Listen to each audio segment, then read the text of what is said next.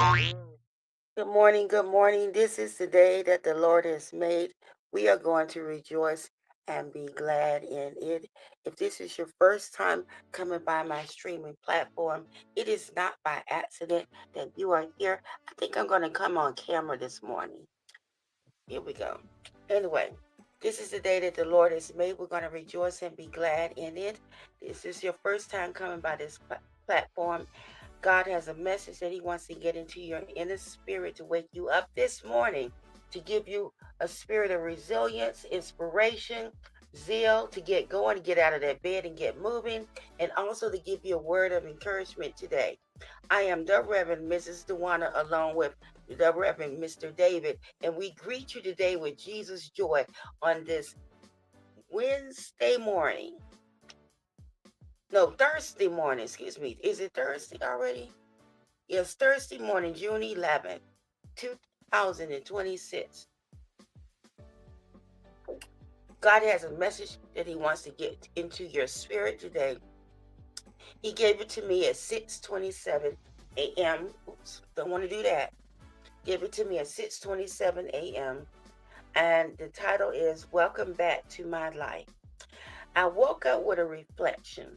I was waking up today looking forward to a beautiful day filled with so many possibilities for love, life, and hope. I'm excited about new series and new grace, or new mercies, I should say, new mercies, not series, but new mercies and new grace. I want to laugh today, not to be sad, and I want to be able to just bring sunshine to every experience. I pray for those who are in captivity of depression, in prisons of anxiety, and those who are in prisons of maladaptive behavior. They are bound in unhealthy behavior and thoughts. That's a hell in itself. But today, as I think about my life, I choose to live in a way that will bring hope and sunshine. And may my presence, my hope is that my presence be a light toward heaven to others who are in my presence. And I thank God for showing me my enemies. You know, the word says He prepares a table before me in the presence of my enemies. So it's time to go home and welcome back to my real life. I wrote this at 6:27 a.m. this morning. Her eyes opened in the purple rain, and today she chooses joy. Choose joy today. This morning feels different. The staycation is over. The bags are packed. The room is quiet again. And yet something in your spirit is louder, is clearer, is freer. Because today, as you wake up, you are not just opening your eyes, you're opening your expectation. You said it yourself. I am waking up today, looking forward to a beautiful day filled with possibilities for life, love, and hope. That is not small.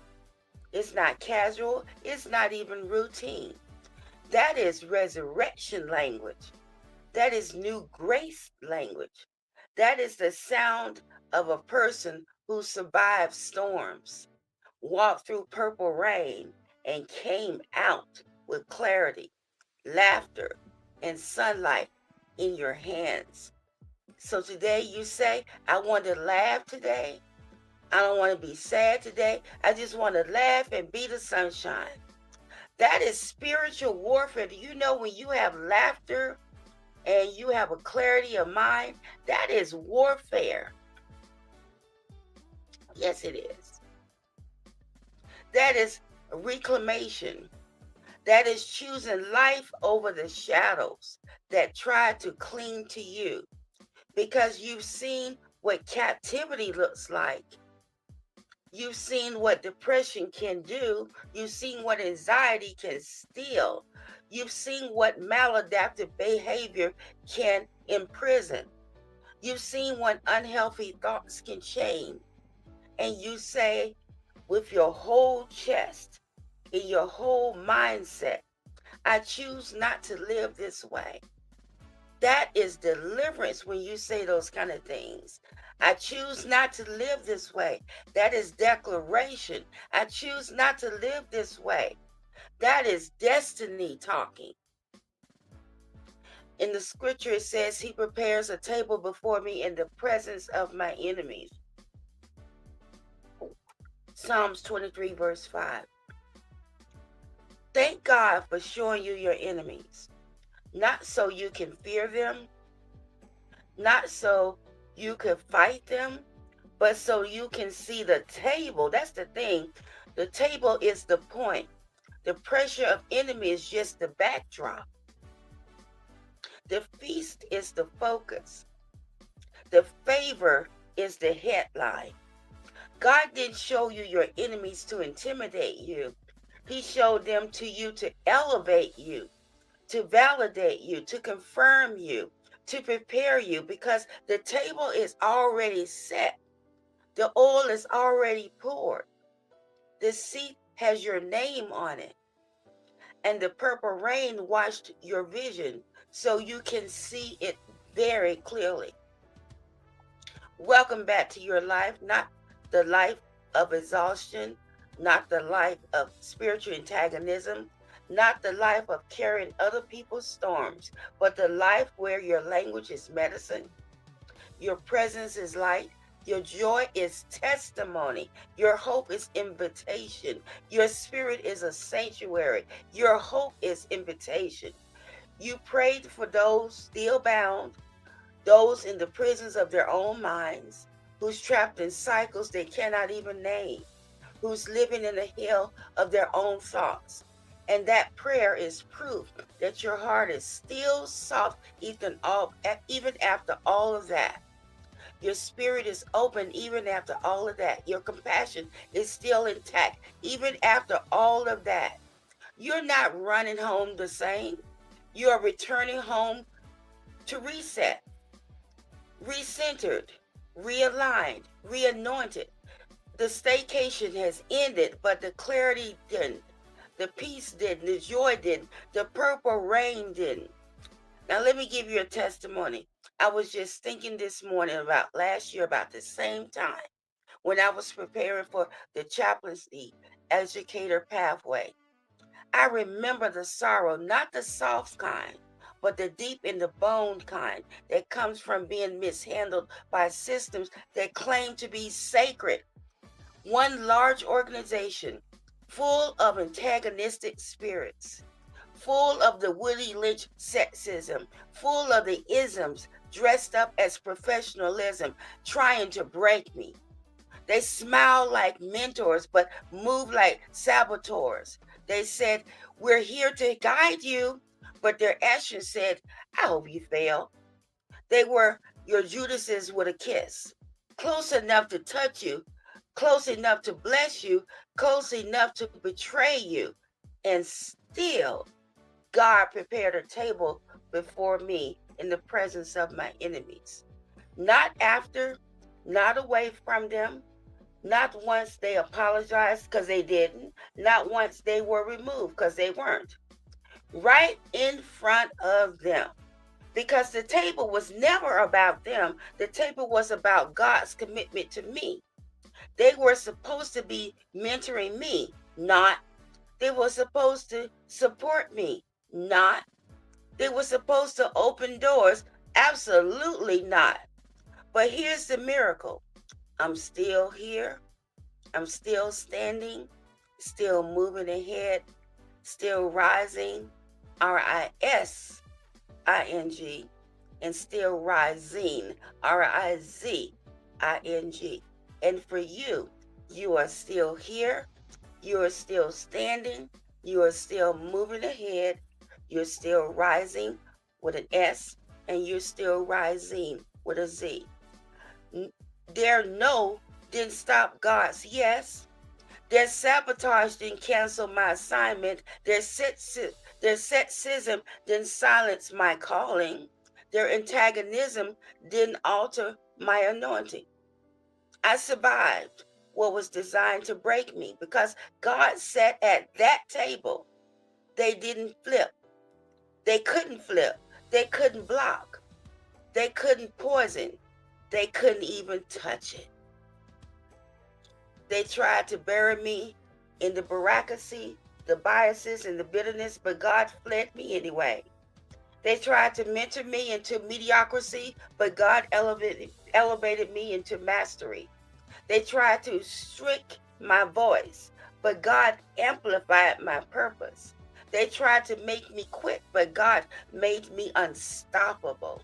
You are not here by accident. You are here by survival, by calling, by grace, by divine stubbornness, by purpose that refuses to die. And today, as you move forward, getting back to your life, may every enemy who watch you suffer, watch you succeed.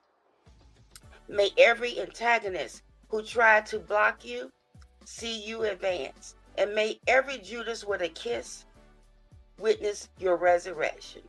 And may every system that underestimated you become the backdrop for your elevation. And may you continue to walk in truth. You are still here, and that is the victory. Today, rise, RISE, knowing you are stepping into new grace. You are walking into new series of joy. You are choosing laughter as your language. You are choosing sunlight as your posture. Your presence is a sunlight for those still in the storm. Your life is a testimony of what freedom really looks like.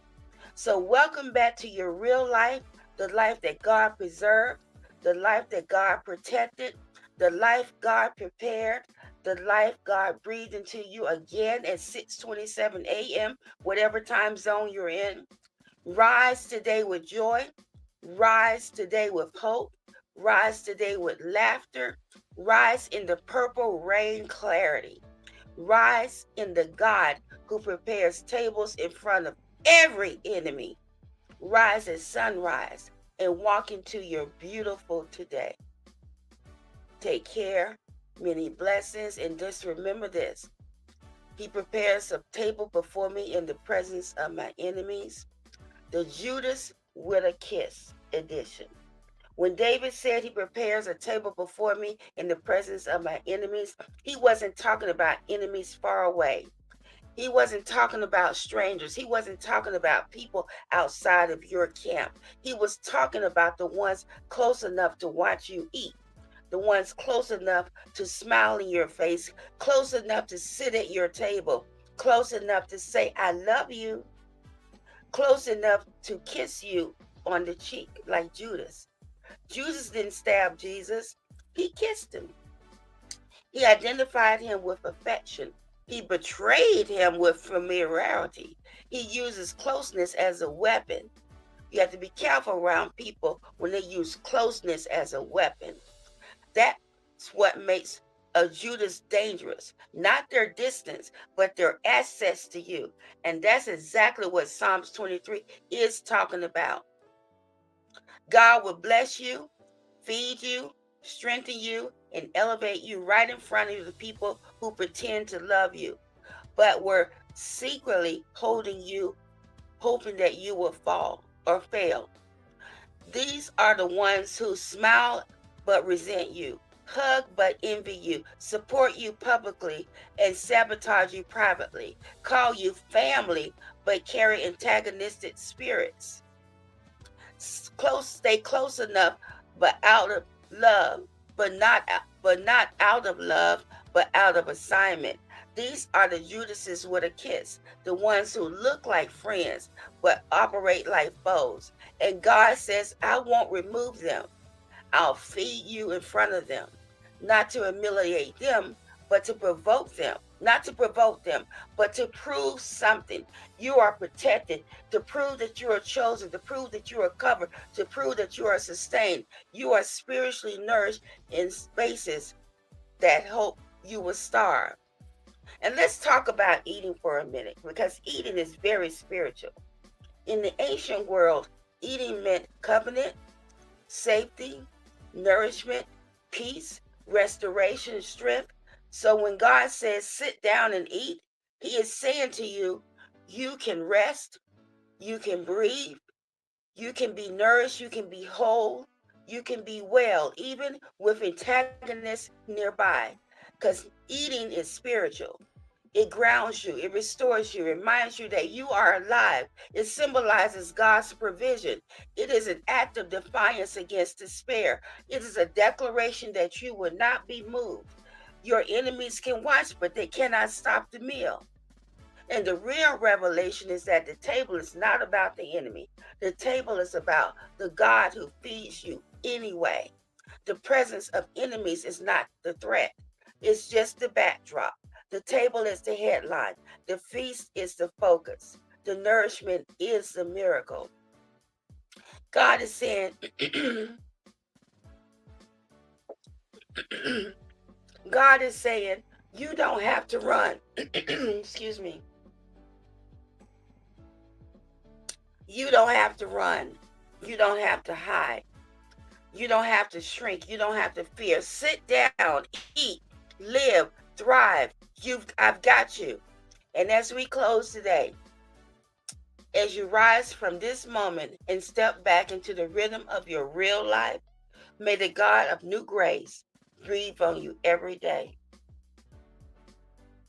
May laughter find you early. May sunlight sit on your shoulders. May you hope, walk beside you like an old friend. May every heavy that falls off your shoulder or off your spirit, may every shadow lose its grip. May every chain of depression, anxiety, maladaptive behavior break under the weight of God's love. And may your mind be clear. May your heart be light. May your steps be steady. May your joy be restored. And as you go, may your presence be a lighthouse, a quiet invitation toward heaven, a reminder that freedom is possible, that peace is real, that God still prepares tables even today in the presence of every enemy and calls you to sit down and eat. May the purple rain, clarity stay with you today. May the sunlight of this morning carry you, and may the grace of this new day keep you. Go in peace, go in joy, go in strength, go in God, and as always, rise with a Z, beloved, rise with a Z and live. Well, the windows of heaven have opened. I hope you have enjoyed the view. The ancestors have definitely spoken this morning. Take the message, receive it, and then share it with others, planting seeds and letting God do the water. To God be the glory. Oganafa Olawa, Amadila Barita, Selah Essay, and until next time, by God's grace, take care.